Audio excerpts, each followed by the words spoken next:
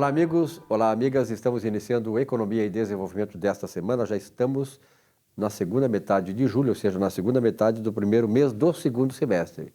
Isso quer dizer que nós estamos marchando aí de maneira inexorável e rápida no tempo. Daqui a pouco, 2021 também ficará na memória de todos nós. Vamos começar, claro, como sempre, o nosso Economia e Desenvolvimento com o momento empresarial. E nesse momento empresarial, e aí, meu guri, como é que tá, Giovanni D'Agostin? Tudo bem? Tudo tranquilo? Tranquilo. Como é que tá o teu time? Passou bem? Ganhou do Grêmio ou não?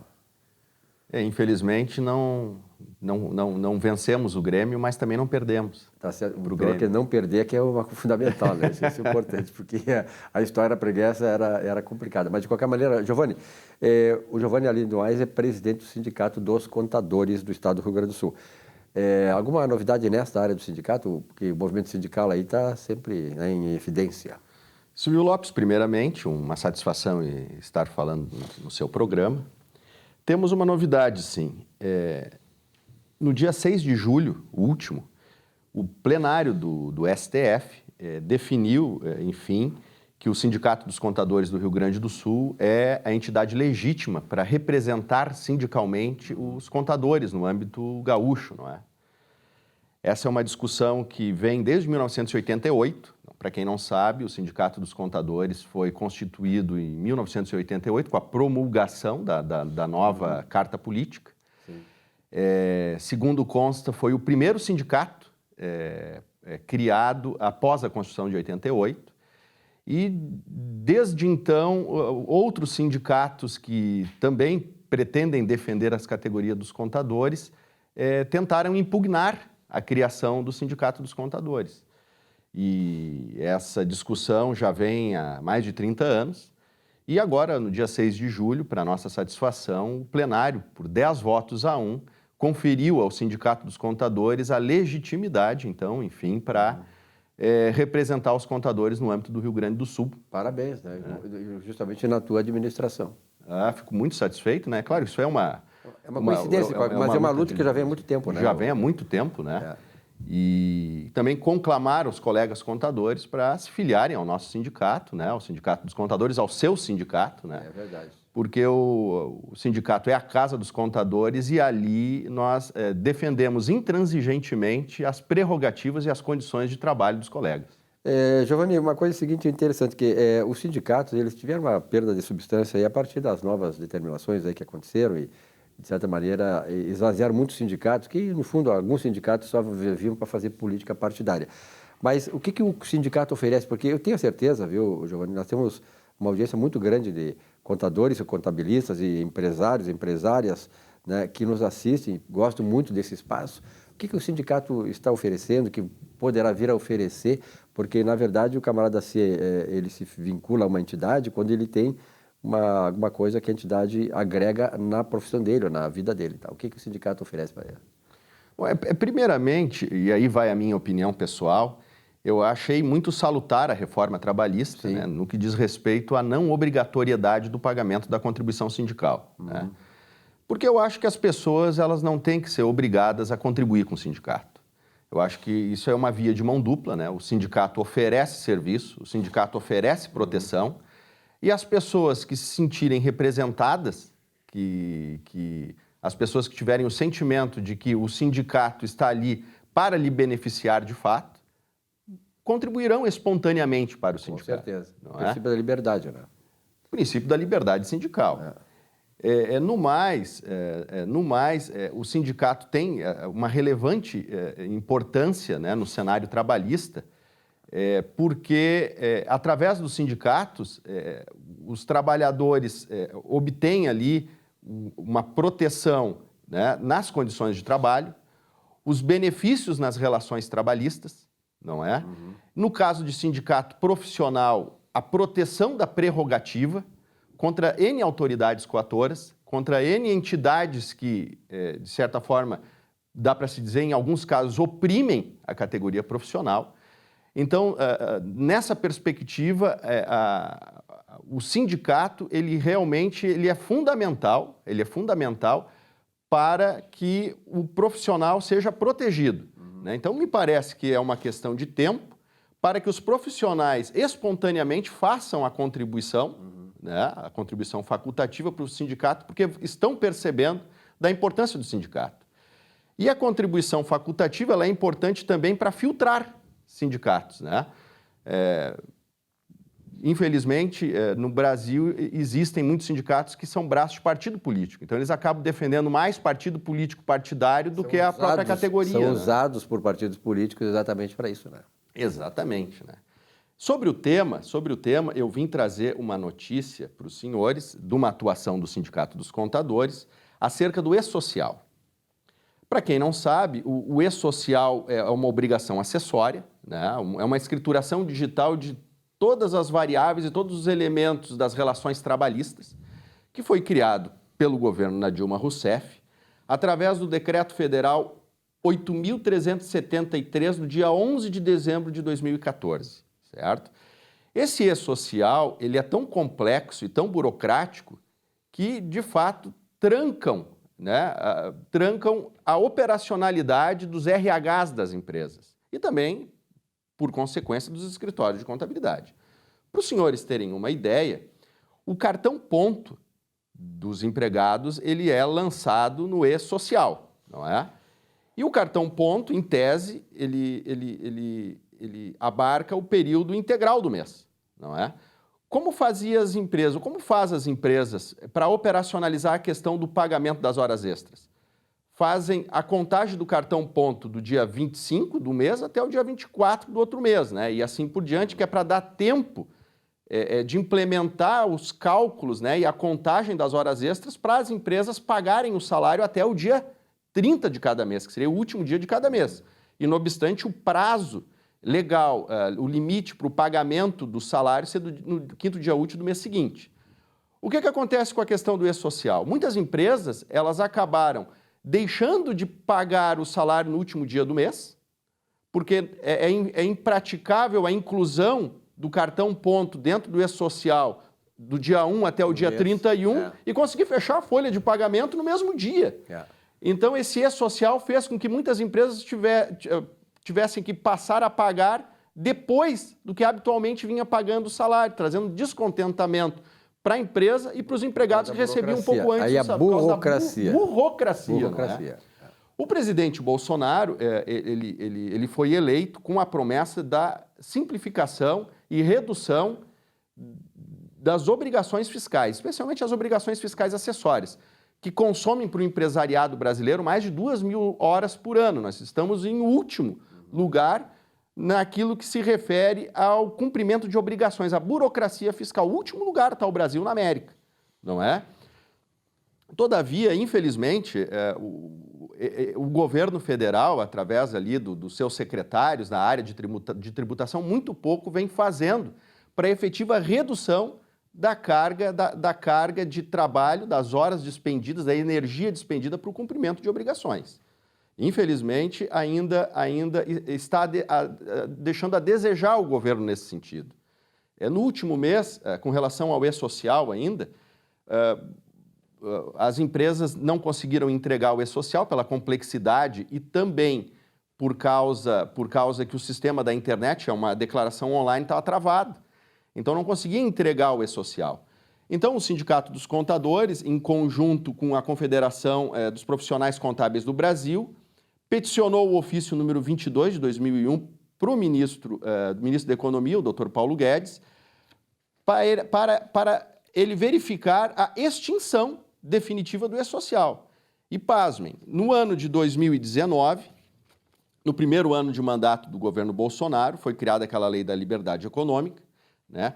E no artigo 16 da Lei 13.874, do dia 20 de setembro de 19, 20 de setembro, né, o aniversário nosso aqui do estado do Rio Grande do Sul, o artigo 16 diz o seguinte: o sistema de escrituração digital das obrigações fiscais, previdenciárias e trabalhistas, que é o E-Social, será substituído em nível federal por um sistema simplificado de escrituração. Ora, substituir, o que o senhor entende por substituir? Manter o que estava... Substituir é tirar por um novo. É extinguir esse sistema, que é uma porcaria, infelizmente, esse sistema. É extinguir e implementar um novo sistema que seja efetivamente simplificado. Pois bem, até hoje o E-Social, em descumprimento ao que está no artigo 16 dessa lei citada, até hoje o E-Social não foi extinto e continua ainda trazendo muitos problemas para os empresários brasileiros. E esperamos que esse pedido conjunto que o Sindicato dos Contadores participa seja atendido, né? Com certeza. Pelo nosso ministro da Economia. Para o bem de todos, né? E felicidade geral da nação. Exatamente. Da nação dos contadores e contabilistas. Dos contadores e dos empresários também. Dos empresários, das empresas todas, né? Giovanni, obrigado pela tua participação aqui. Eu acho importante esses esclarecimentos aí que têm contribuído muito e qualificado esse espaço. Um abraço. Um abraço e tudo de bom. Olá, estamos vivendo situações de tensão cheias de ansiedades e medos. Essas particularidades humanas nunca foram colocadas tanto à prova como hoje, mas temos como mitigar seus efeitos, sim. Desde que saiu das cavernas e passou a enfrentar animais e a fúria da natureza, o homem foi vencendo seus medos. Por isso aquela famosa frase, penso, logo existo. Perceberam? Penso, não foi sinto, mas penso. Ou seja, use seu poder mental ao seu favor. Blinde sua mente e não se deixe abater pela disseminação do medo de sair de casa, de viver sua vida e manter sua personalidade intocável. Pensamento antes, depois sim o sentimento. Tenham todos uma boa e abençoada semana.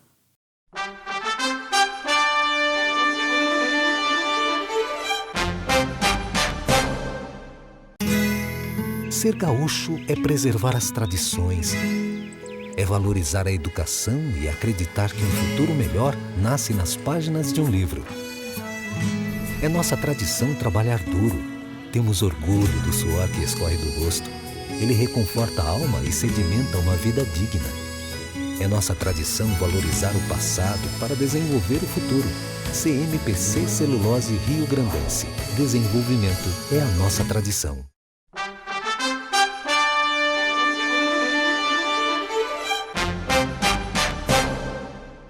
Olá, eu estou muito feliz com o convite em fazer parte do time de comentaristas do programa Economia e Desenvolvimento.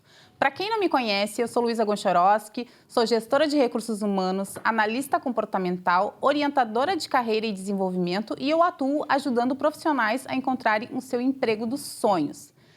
Sou idealizadora do método Evolua-se, que tem 4 pilares: o autoconhecimento, protagonismo, planejamento e ação. E é sobre isso que nós vamos falar aqui em nossos encontros, sobre carreira, sobre desenvolvimento.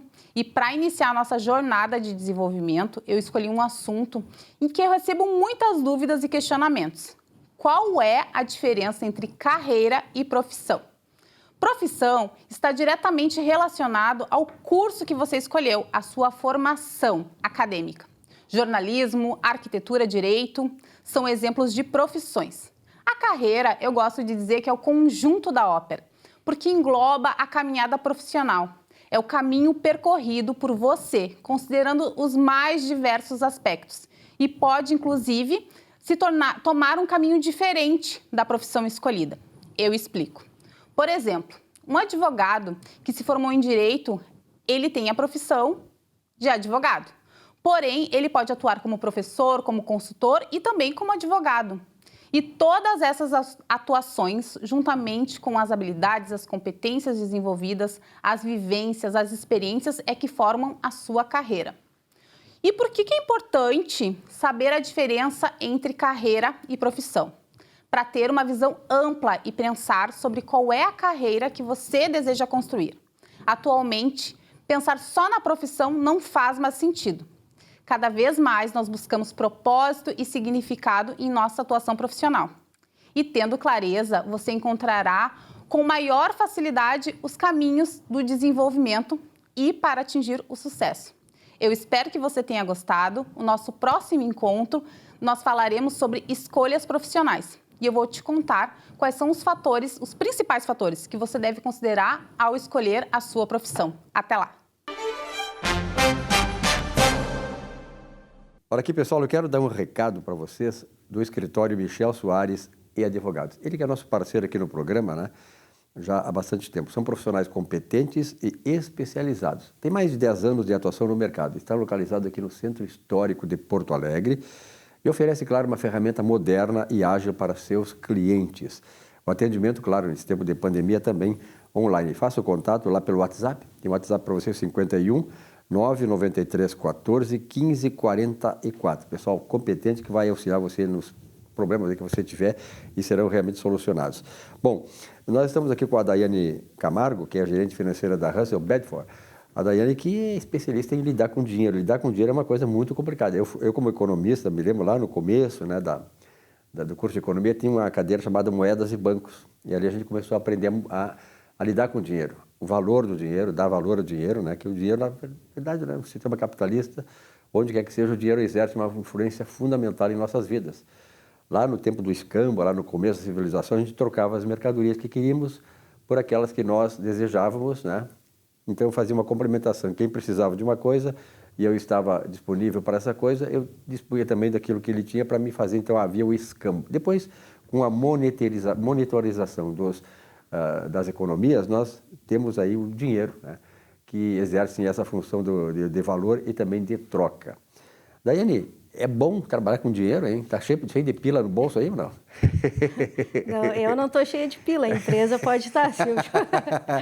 Mas é uma coisa interessante, ela que é gerente financeira, e o dinheiro é uma coisa fundamental, e sobretudo a área financeira hoje, né, em tempos de pandemia, né, Daiane? Porque gerente financeira de uma empresa tão prestigiosa, tão importante como a Russell Bedford no Brasil inteiro, no mundo inteiro, quer dizer, ainda fica, maior é a responsabilidade do gerente financeiro, né? Como é que é lidar com a administração financeira num momento como este? Com certeza, né, Silvia? A gente teve que, no início da pandemia, a gente teve que tomar algumas medidas, né, emergenciais em função da pandemia. A gente teve que revisitar o nosso planejamento financeiro e para enxugar as despesas e o custo, né?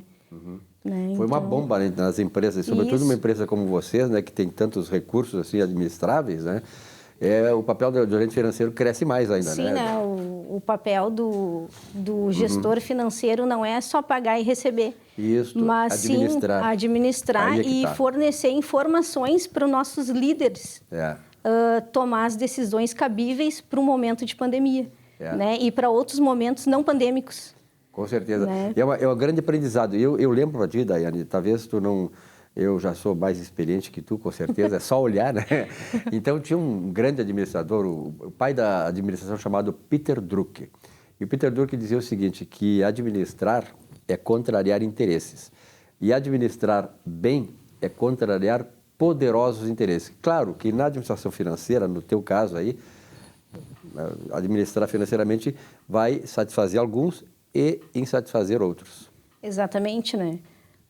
Até no momento de pandemia, a gente teve que tomar algumas decisões imediatas, como o custo, né, de colaborador, né, e também do nosso orçamento, né? A gente teve que se adaptar exatamente ao momento que a gente estava vivendo.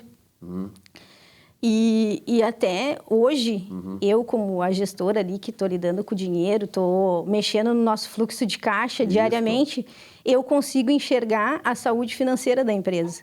E eu consigo fornecer esses dados para os nossos gestores tomar as decisões, né?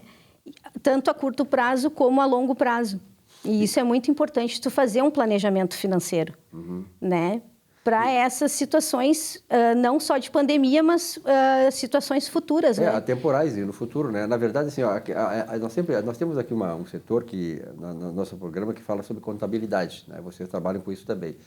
Uma empresa sadia, ela não é só melhor para ela só, né? Para ela própria, mas para o público interno dela, mas para a sociedade. Exatamente. Né? As grandes empresas hoje que dão empregos, fornecem renda, impostos e tal, e que permitem que a sociedade afinal vive e tal, e possa se financiar, elas têm uma saúde financeira excelente. Aquelas que têm isso, no caso vocês têm, e existe muito mais isso, né? Cada vez mais a exigência é maior. Com certeza, né? Até tu falou ali em questão né, do nosso público externo, a gente também atrai isso, né? Com certeza. E até no momento de pandemia a gente também fez contratações, né? Porque a nossa prestação de serviço, ela continuou, mesmo com a pandemia, claro. Né? A gente só teve que se adaptar ao trabalho híbrido e ao home office. E os nossos clientes também tiveram que se adaptar a isso. Então, a nossa prestação de serviço, o nosso faturamento não parou, ele continuou. E Daiane, uma coisa interessante é o seguinte, né, que num processo de readaptação desses, né, que exige muita coisa, muito sacrifício, exige muita visão, muita criatividade, exige também uma sintonia da equipe interna. Como é que vocês trataram essa questão? Eu acho que a gente teve muita agilidade, né? De quando começou a pandemia, que começou a fechar o comércio, que começou a fechar as empresas, né? Os nossos gestores, eles tiveram uma ação muito rápida, né? Uma visão muito rápida e imediata de tomar essas iniciativas em redução de custo, em enxugar as despesas, claro, né? Eles tiveram uma ação muito imediata, né? Eles tiveram uma visão fundamental no momento. E outra coisa é o seguinte, vocês trabalham muito em home office, né? Eu sei que aqui tive a pessoa que antecedeu a tua presença aqui, enfatizou muito essa questão, né? Que o home office, de certa maneira, foi preponderante na empresa. Isto vai continuar? Com certeza vai continuar, né? Eu acho não só na Russell, mas também no mercado, né? Com outros empresários, com outras empresas, o home office veio para ficar, né? Até porque o home office, ele enxuga custos, né? Como o deslocamento, como alimentação, isso continua, né? A utilização de área física, né? Eu sempre cito aqui um exemplo. Outro dia eu vi uma entrevista do presidente do Bradesco, e volto a repetir, e ele dizendo, olha, nós estamos agora com planejamento, viu, Daiane, assim, o presidente do Bradesco, que vamos enxugar, vamos fechar 1000 agências no Brasil, 1000 agências. Em função de quê?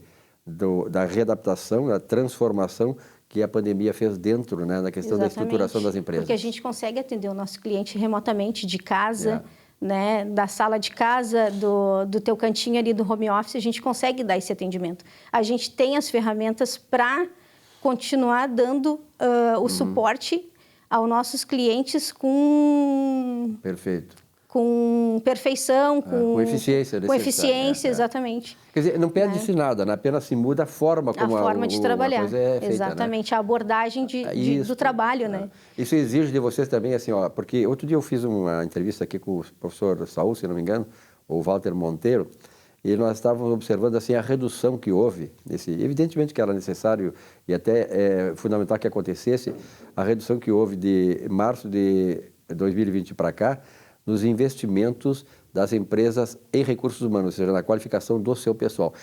Esta pandemia, neste momento, exige que vocês também internamente aprimorem a qualificação de vocês, uma nova visão de mundo, né? Com certeza, né? A gente está investindo, né? Até a Patrícia esteve aqui, falou sobre isso, a empresa está investindo forte nessa questão de gestão de pessoas, de capital humano, né?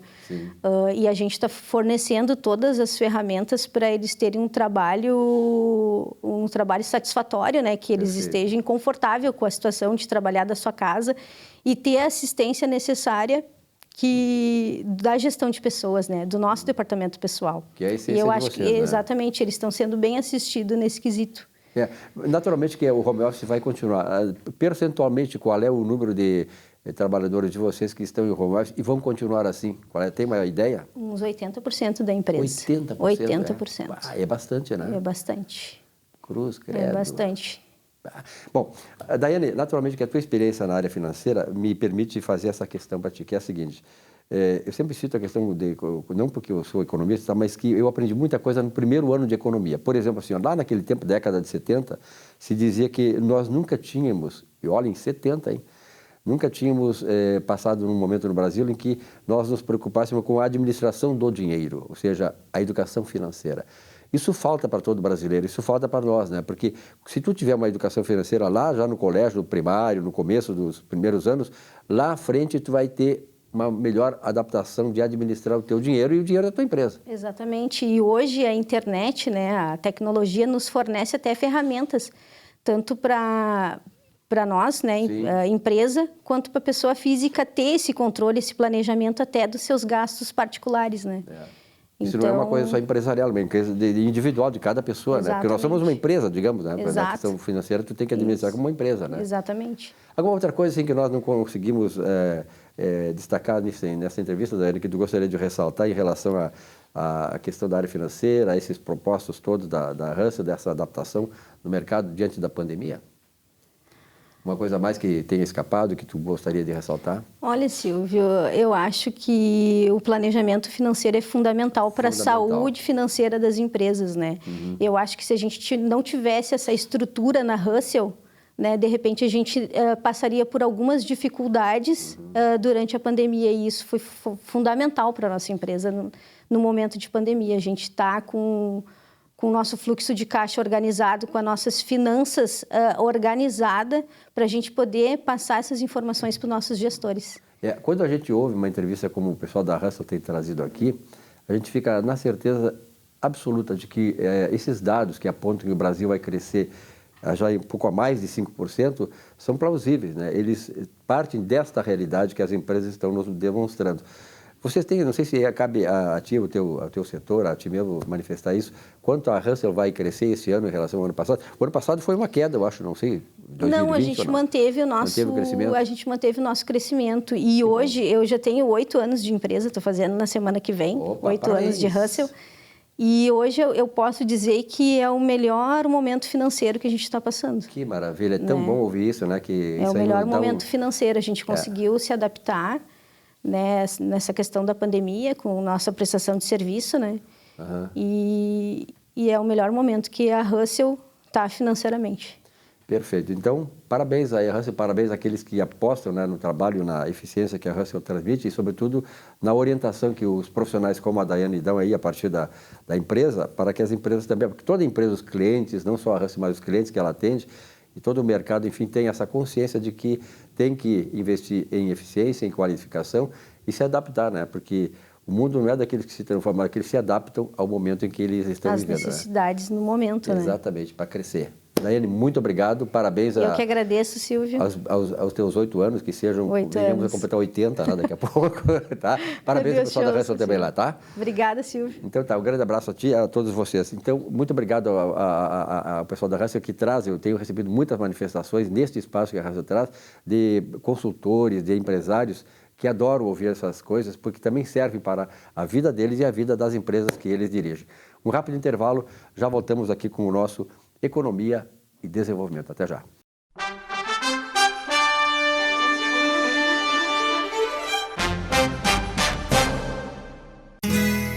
Ser gaúcho é preservar as tradições, é valorizar a educação e acreditar que um futuro melhor nasce nas páginas de um livro. É nossa tradição trabalhar duro. Temos orgulho do suor que escorre do rosto. Ele reconforta a alma e sedimenta uma vida digna. É nossa tradição valorizar o passado para desenvolver o futuro. CMPC Celulose Rio Grandense. Desenvolvimento é a nossa tradição.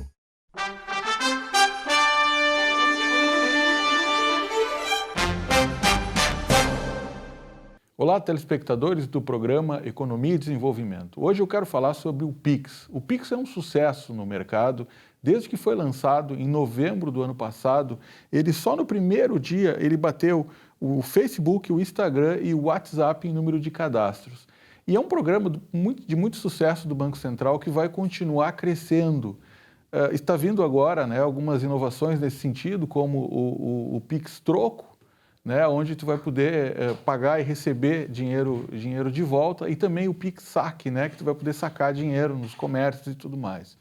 Então, essa inovação, ela traz um impacto muito interessante na nossa economia, no sentido de controle também por parte do Banco Central, com relação às relações aos pagamentos e à circulação de dinheiro, né? Isso traz vamos dizer assim, um desafio muito grande para as empresas, que a moeda começa a circular cada vez menos e começa, então, cada vez mais os meios de pagamentos eletrônicos. Então, fica o recado, né, a questão da importância de uma formação do preço de venda, de uma boa gestão tributária, para poder aproveitar bem esses mecanismos que o governo traz para movimentar o dinheiro e, ao mesmo tempo, também melhorar o seu controle perante a economia. Uma boa semana a todos e até mais. Estamos iniciando mais um quadro de saúde aqui no nosso programa Economia e Desenvolvimento. E hoje temos a satisfação de receber o nosso querido amigo Hassan, que é o diretor do Grupo ProntoSul. O Hassan tem uma atuação muito forte há muitos anos, né, como administrador desse grupo, e que tem progressivamente avançado em oferta de serviços para toda a comunidade da Zona Sul de Porto Alegre. Ele é um parceiro muito forte também da Clartei Clínica e uma pessoa que incansavelmente pensa no cliente. Hassan, é uma satisfação te receber aqui no nosso programa. Obrigado pelo convite. Me conta um pouquinho das novidades do Grupo ProntoSul no sentido amplo das estratégias em geral que vocês têm pensado em oferta de serviço para essa nossa população. Hoje em dia, a gente está vivendo um momento atípico em todo o mundo, né? E é engraçado de falar, porque a gente começou a ter tempo para pensar e reinventar nossos negócios. E isso foi essencial no ponto de criação de novos produtos e divulgação de nossos produtos de diversas maneiras, com que fosse mais assertivo para cada público. Hoje a gente está desenvolvendo, junto com o nosso centro clínico, um clube de vantagens, um centro de treinamento, uma natação, onde tu atende todas as idades. A gente tem um pronto atendimento dentro dos colégios, sendo que esse produto ele é pioneiro, não existe no Brasil hoje. E a gente tem diversos outros produtos que também atendem tanto entretenimento quanto a saúde preventiva, a saúde, que eu digo, a saúde assistencial. Assistencial. E são diversos braços que a gente consegue pegar e ter uma ampla gama de produtos e serviços para toda a comunidade. Isso é fantástico. O Hassan, ele tem procurado, dentro de uma série de conversas que a gente tem tido, né, uma aproximação, inclusive, né, com os serviços de saúde da própria Zona Sul, visando a ampliação, né, de ofertas em assistência à saúde, mas não só na assistência à saúde, inclusive voltado muito à prevenção, né, Hassan? E nesse sentido, a gente desenvolvendo um pouquinho mais o assunto em cima daquele nosso tripé de saúde, né? Que é sempre importante passar para o nosso público a questão da alimentação saudável, a questão do sono adequado e a questão da atividade física regular. Eu sei que o Grupo ProntoSul, como tu falaste, né, desenvolveu já algumas atividades nisso, mas vamos falar um pouquinho mais sobre como é que tem funcionado o próprio Pronto Aqua, né? Eu acho que é esse, e mais o CT, o Pronto CT, o CT ProntoSul, que é o Centro de Treinamento. O que tu pode nos dizer dessas duas ações que foram desenvolvidas recentemente, né, Hassan? Sim. Foi nos últimos 7 meses que a gente desenvolveu esses projetos. A gente pensou tanto na prevenção, na saúde preventiva, quanto no desenvolvimento motor das nossas crianças, que elas ficaram presas muitos meses dentro de casa sem conseguir ter uma convivência social e atividades físicas de fato, elas praticavam antigamente, né?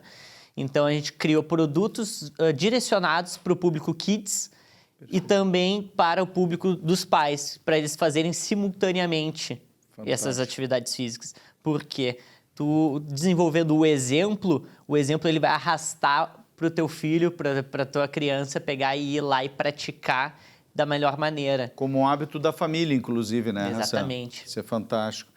E tu percebes, assim, que tem tido uma adesão progressiva nisso, mesmo nesse período que a gente teve, né, períodos como ano passado, né, de fechamento de academias e tudo mais, a gente tem conseguido ganhar um espaço maior, né, dentro do próprio Grupo ProntoSul para esse atendimento preventivo dessas crianças, ou seja, elas têm realmente aderido cada vez mais e dentro dessa estratégia, como é que isso se liga ao Pronto Escola, né? Como é que tem sido feito esse link, inclusive?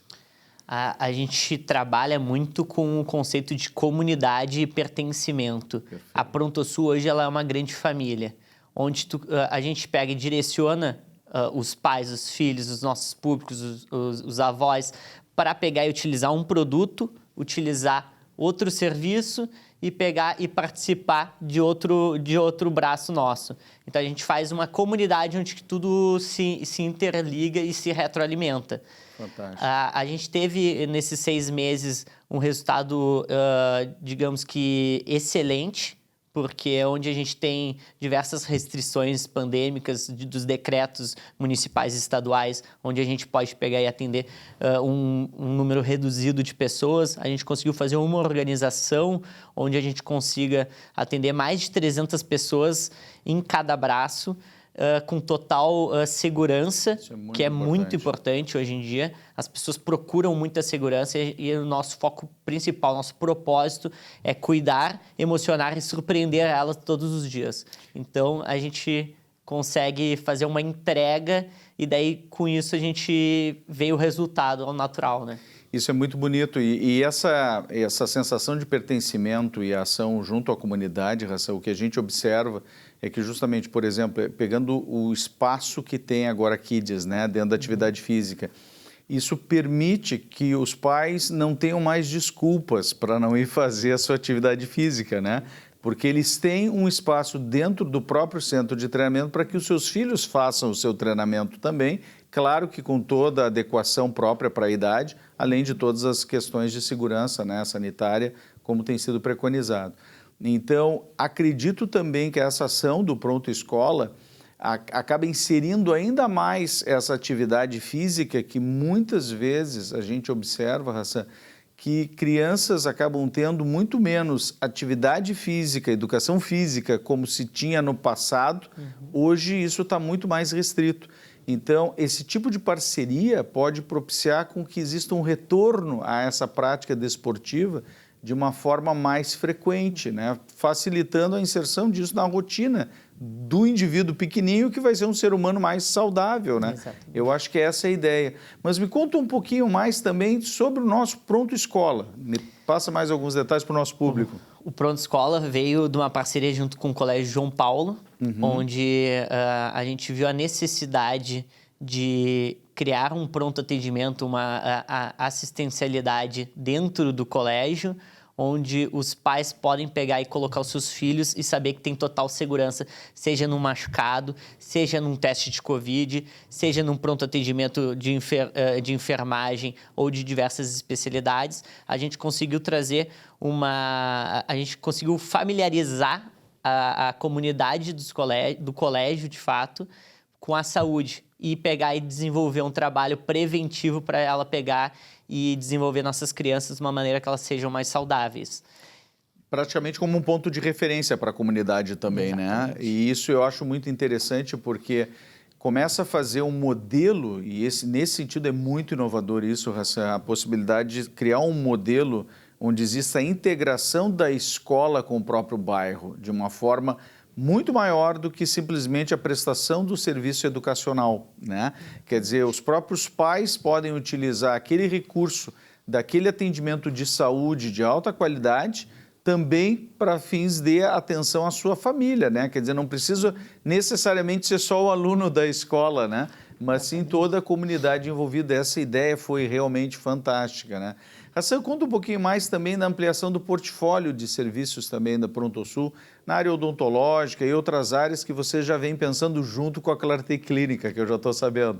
Me conta um pouquinho mais disso. A gente trabalha num atendimento mensal de mais de 3 mil pessoas, onde a gente vem diversas demandas. Isso a gente vai pegando, a gente vai filtrando e desenvolvendo novos produtos. O empreendedor hoje ele tem que sempre estar em busca de novos negócios e tentando desconstruir os seus antigos negócios para que eles sempre estejam atualizados.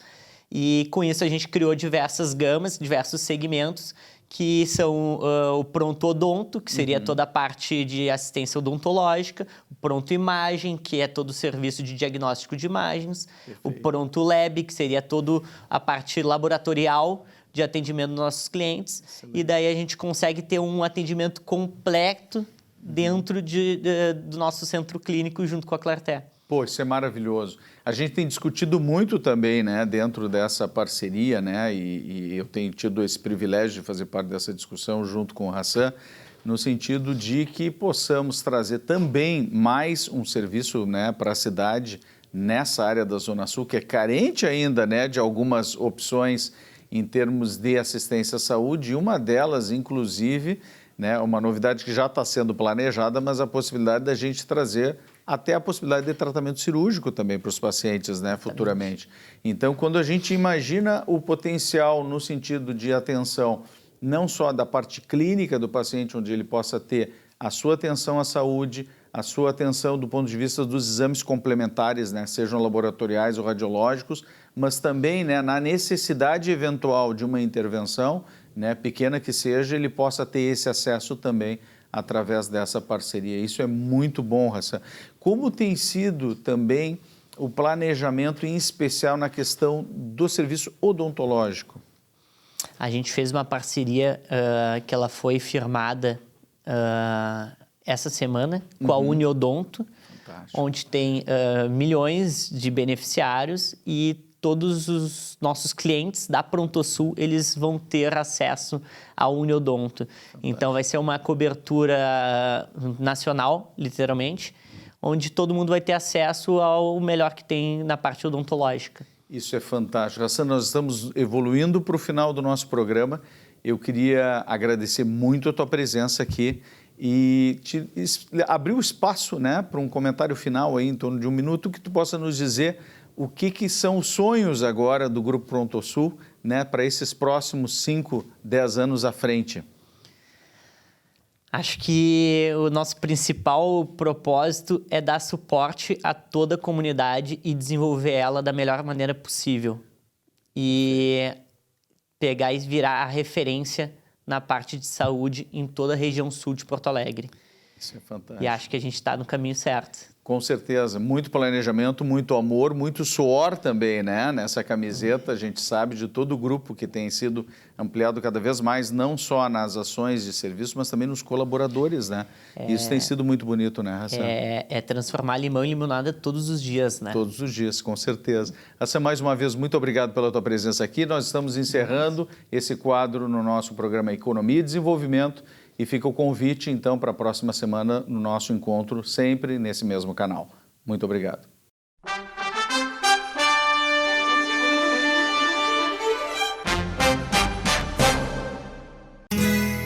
Ser gaúcho é preservar as tradições, é valorizar a educação e acreditar que um futuro melhor nasce nas páginas de um livro. É nossa tradição trabalhar duro. Temos orgulho do suor que escorre do rosto. Ele reconforta a alma e sedimenta uma vida digna. É nossa tradição valorizar o passado para desenvolver o futuro. CMPC Celulose Rio Grandense. Desenvolvimento é a nossa tradição.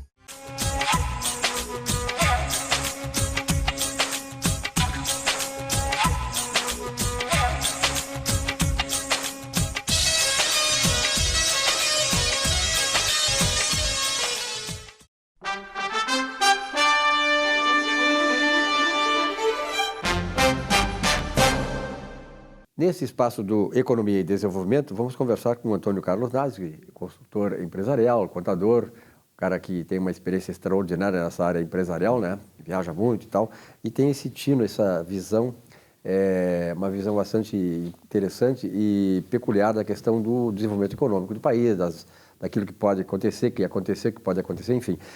Nasg, muito obrigado pela tua presença aqui. Eu sei que tu sempre está correndo para cá e para lá, mas de qualquer maneira, sempre abre espaço na tua agenda aqui para o programa. É um prazer sempre estar aqui, né? E na verdade, nós estávamos conversando antes do programa, né, Nasg, sobre essa questão aí da reforma tributária, que nós vamos tocar no assunto também, mas sobretudo nós tivemos no Rio Grande do Sul grandes empresas, né, grandes faturamentos e tal, empresas de destaque. De lá para cá, digamos assim, 30 anos para cá, Nasg, como é que tu tem visto o comportamento das players gaúchas? Pois é, Silvio, a gente sempre faz lá na empresa, a gente faz um acompanhamento dos balanços das empresas, isso já faz muitos anos. E esses dias eu, vasculhando um pouco da história, peguei aquelas publicações as maiores e melhores, né? E tem uma publicação das 200 maiores empresas do Rio Grande do Sul, onde circunstancialmente a Varig era a maior empresa. Uma potência, Varig. E aí nós fizemos uma análise rápida. Pegamos as 200 maiores, fizemos uma revisão. Quantas empresas ainda existem no Rio Grande do Sul como controles gaúchos ou que desapareceram, quebraram, né? fecharam, ou quebraram, faliram, etc. E das 200 empresas, 54 empresas, elas ou foram vendidas ou desapareceram, ou quebraram. Né? O caso da Varig é um caso, e era maior. E um dado interessante é que a Lojas Renner era a 30ª empresa do Rio Grande do Sul em faturamento. Isso base, 98, ano base, 87. 97. A Gerdau era a 11ª. Né? E a Tramontina era a 35ª, uma coisa assim. Parece que é a maior das empresas, porque a Tramontina são várias empresas, né? E a Gerdau também, mas a maior Gerdau e da Tramontina. Então, vê como as coisas mudaram, né, no Rio Grande do Sul. Quer dizer, de 200 empresas, 54 ou quebraram ou foram vendidas, né? E a gente vê que a grande maioria foi vendida, mas um número substancial quebrou. Né?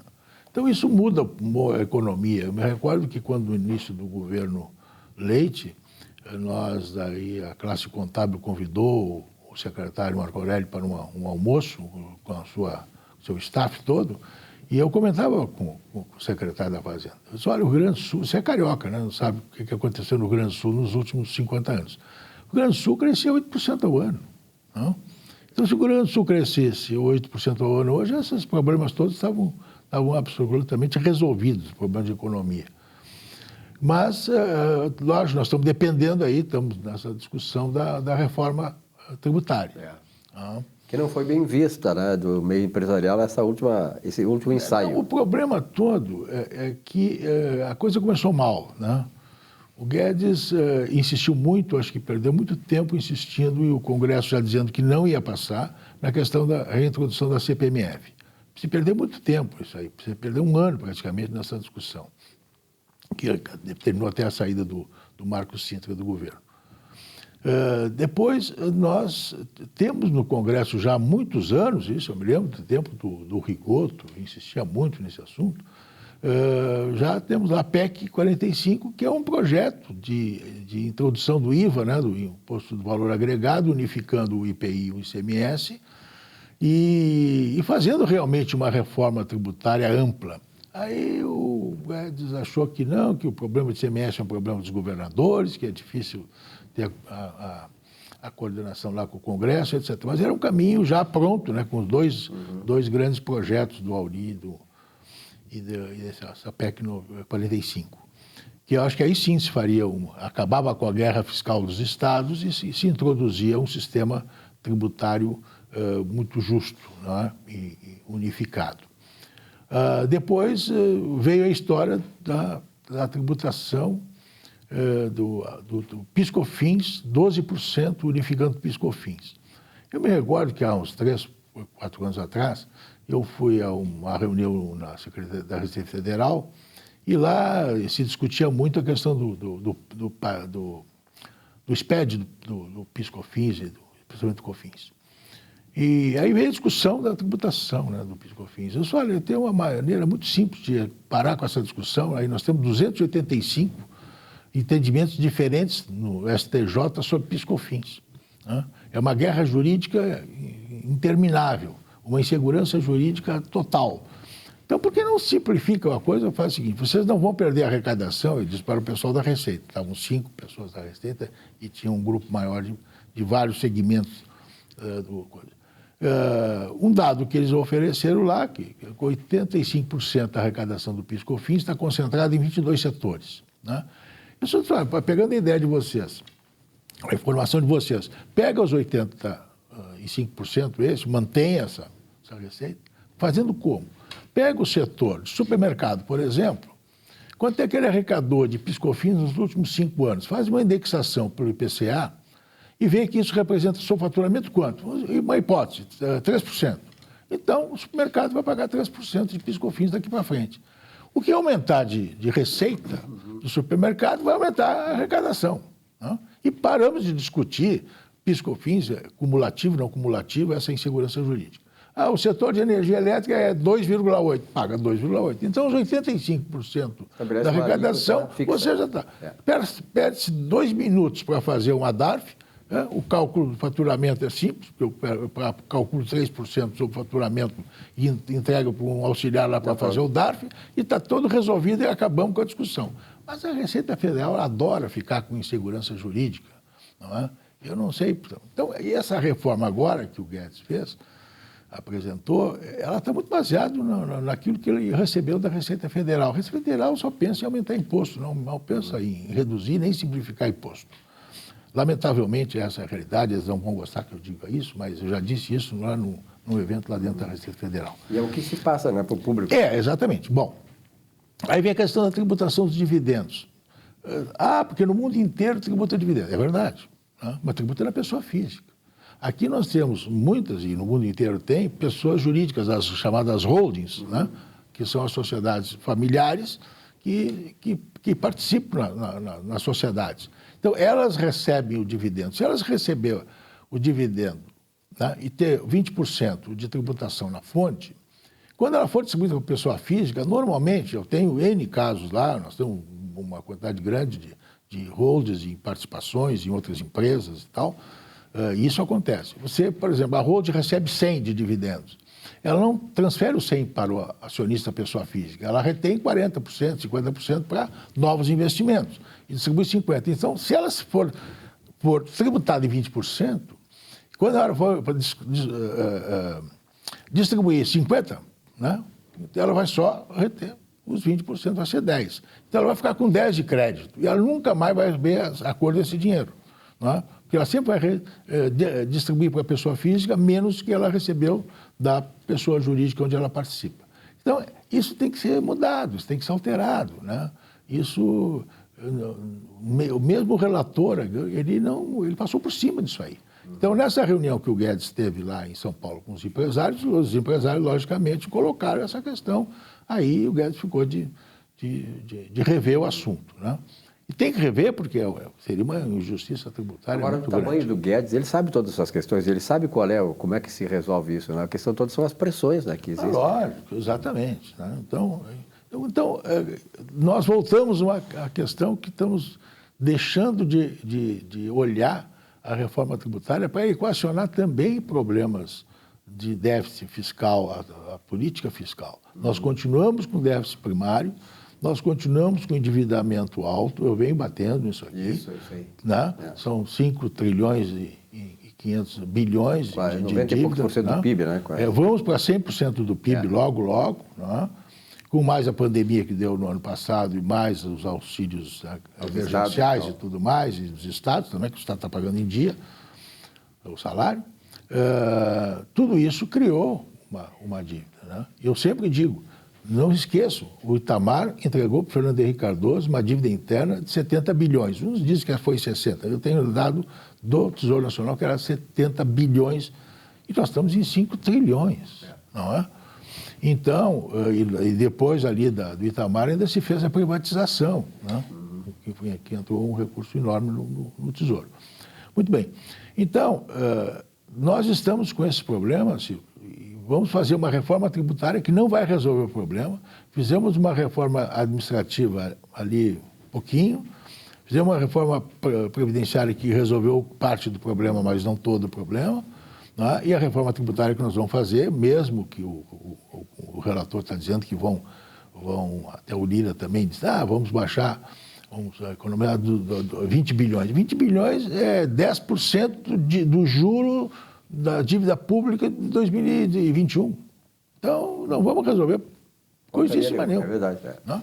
Então, paliativos e tal, que não resolvem. Quando nós continuamos com falta de saneamento, está aí a privatização da Corsã, nós continuamos com gente passando fome, com gente, né, dos pobres, entre 10 pobres, 4 são jovens e meninos e tal. Que perspectiva, né? Que perspectiva que nós temos para essa gente, não é? Então, a educação é um desastre com essa pandemia que criou mais ainda. Então, não sei. E o pior de tudo, né, é que a estarem, e não estão, a gente sabe que não estão certas essas previsões eleitorais aí, nós estamos, de repente, voltando para o fundo do poço, onde já estivemos. Quer dizer, nós temos que sair desse fundo de poço. Se você vê o crescimento, né, Uns estão discutindo hoje que o PIB já não é mais o instrumento de medição e tal. Eu continuo achando que é um bom instrumento de visão macroeconômica. Você pegar do Fernando Henrique Cardoso, passando por todos os governos, é uma oscilação. O máximo que chegou foi o Lula no primeiro governo com 4,6% de aumento do PIB. O resto tudo é menos de 3%. 15, 16 foi 8% de queda. Não, 15, exatamente. Então, o país não está investindo, não está. Por um outro lado, só para botar o lado bom agora, você olha, o agronegócio vai faturar 1 trilhão e 100 bilhões esse ano. Não. 740 e poucos. Tem um salvo, né? Na agricultura e mais 346 na pecuária. Então, é o que está salvando a economia. E as commodities, outras, né? Metais, né? Ferro e tal, que no mercado internacional está comprador, então subiu de preço. Mas no resto, nos serviços e no varejo, ainda a indústria está começando a sair, mas ainda está difícil, né? O crescimento é muito pequeno. O comércio, o crescimento aí é em torno de 2%, né? O varejo. Está todo mundo animado, vai ser frio, vão vender mais, tudo mais, mas não vai ser mais de 2%. Então, eu não sei onde é que vai chegar os 5%. Em todo caso, tomara que chegue. Tá bom. Nácio, obrigado pela tua presença aqui, mais uma vez, trazendo esclarecimento, assim, norte para nós. O Nácio, que é um cara que tem experiência e mais o feeling, assim, de conhecimento, não só da área da contabilidade, na área da empresarial, mas na área macroeconômica. Isso é fundamental. Um grande abraço, boa semana. Obrigado. Um rápido intervalo. Aliás, vamos terminar o programa aqui, né? O nosso Economia e Desenvolvimento agradece a sua audiência, a sua fidelidade aqui. Na semana que vem, um novo encontro. Um grande abraço e até lá.